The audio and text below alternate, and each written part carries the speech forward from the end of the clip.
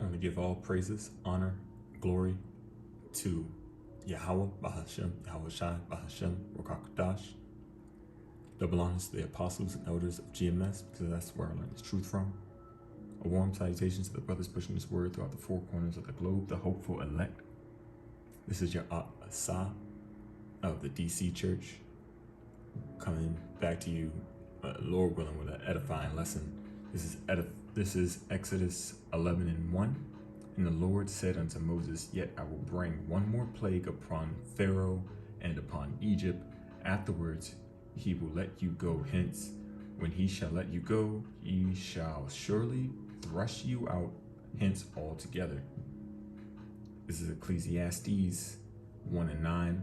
The thing that hath been, it is that which shall be, and that which is done is that which shall be done, and there is no new thing under the sun. So what happened before with actual Egypt is going to happen here in spiritual Egypt, Sodom and Egypt, also known as Babylon the Great, which is America. What you're seeing on the screen right now is a man who more resembles Yahweh Shai than the Caesar Borgia, whatever, however his name is pronounced. The Lord who's coming back to save his people is going to look more like this man. He's going to come back for his people who also look more like this man, and less of a pale thing going on. He's not coming back for the Edomites, which is not a skin color, but actual lineage and race of people. And by race, I don't mean skin color. I mean the seed line. You are what your father is. This is what's going on in the capital of the United States. In the capital of the United States. Blessing Webb gives us a tour of her home. Wait, it's right there. I was mom's gonna try right here. Look, right there. A dead mouse on trap paper underneath her toys. Blessing's mother, Bernice. Webb shot video of the trapped mice, saying she spotted at least 30. I don't feel safe at all. Like, at a point in time, I started getting really bad headaches. Like, I've been staying with my mother since August. Even when I come home to grab clothes, I get really bad headaches. Right there. Blessing, you were right. Yes. I told you some friends. Apartment management paid for temporary housing, according to the family, but they say the first repairs to the apartment walls made no difference. Multiple residents of Southern Hills Apartments on 4th Street Southeast complained through the summer to DC's Department of Consumer and Regulatory Affairs. DCRA fined apartment management more than $30,000 after 4 inspections found rodents. Residents reached out to DC Councilmember Anita Bonds. They informed me that their professional assessment of the building, that there are seemingly over 10,000 rodents living within the walls and around the unit. Most likely, if we have to move the families, put them in emergency housing, we will do that. Because, we don't want babies being bitten. Southern Hills Apartment Management says neighborhood construction activity and a history of rodent infestation in the area are to blame. It installed bait boxes in the past 2 weeks and pledges to fix the rodent problem by December by treating and sealing off entry points. It set aside $1.8 million for repairs. The plans to replace all 255 of the 70-year-old apartments beginning late next year. Management says the new apartments will remain low-income Section 8 housing without rent increases. Meanwhile, Blessing Webb doesn't seem to know or understand what rodent mitigation, code infractions, or renovations really mean. She's 3 years old. What she does understand is that she can't play with her toys that much because they're covered in droppings or next to a dead mouse. There is a community meeting this Monday at 6 for Southern. For some odd reason, they decided that Jake, the woman of our nation, the Ndub, should be the poster child for the infestation of 10,000 plus mice.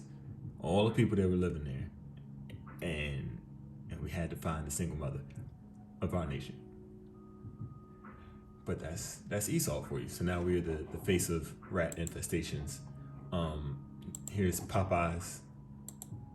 Just let a short clip of it play. They had to close this Popeyes down. This This is one continuous shot. Yeah, this is in Washington D.C., man. This is in the Capitol. This is in the Capitol. This is what's going on. And while we were at camp the other day, there was a mouse that jumped up on the brother's foot. You know, it came running directly at me. It came from behind the brothers over here. It came straight towards the camera, man. I don't think it touched my foot, but it was very, very, very close, you know? It's very, very reminiscent of something.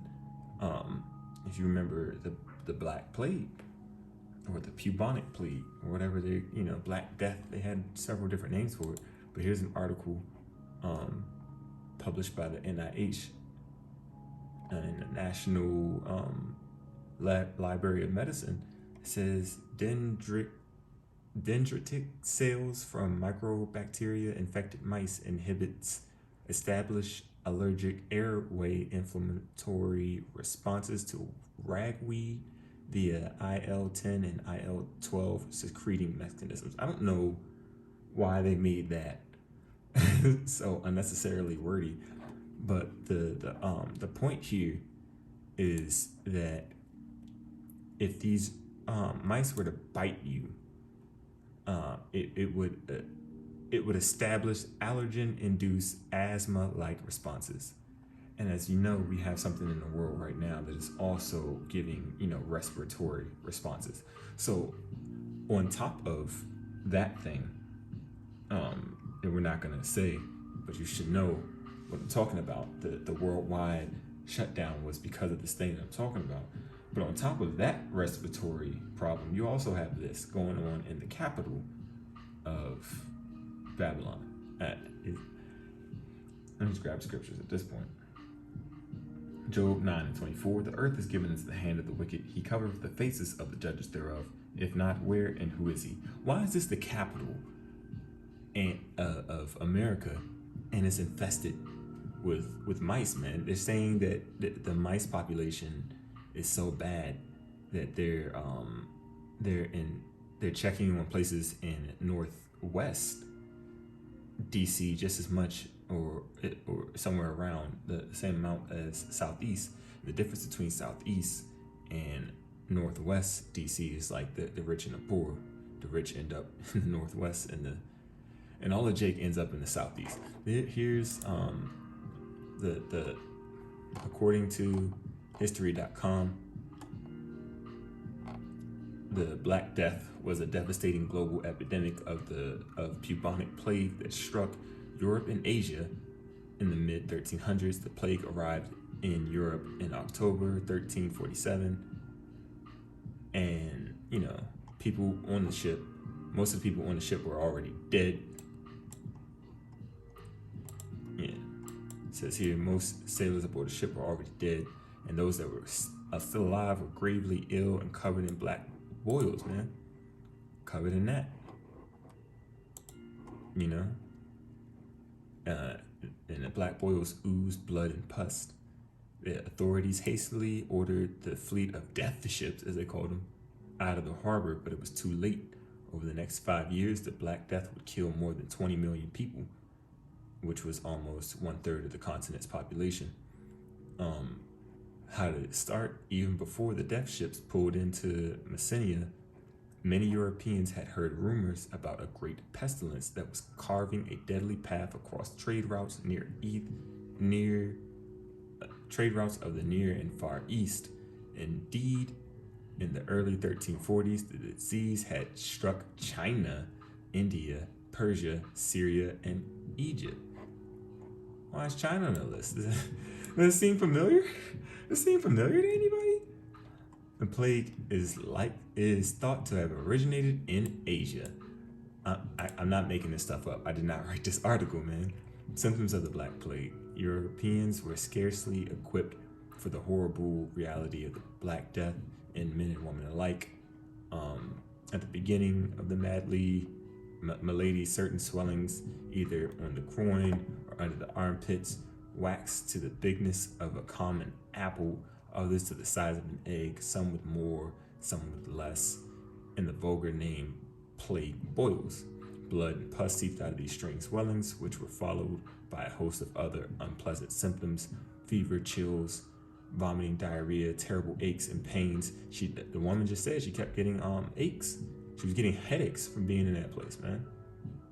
So it's not just the bites, man. It's the odor that comes with them. And then, in short order, death. How did it spread?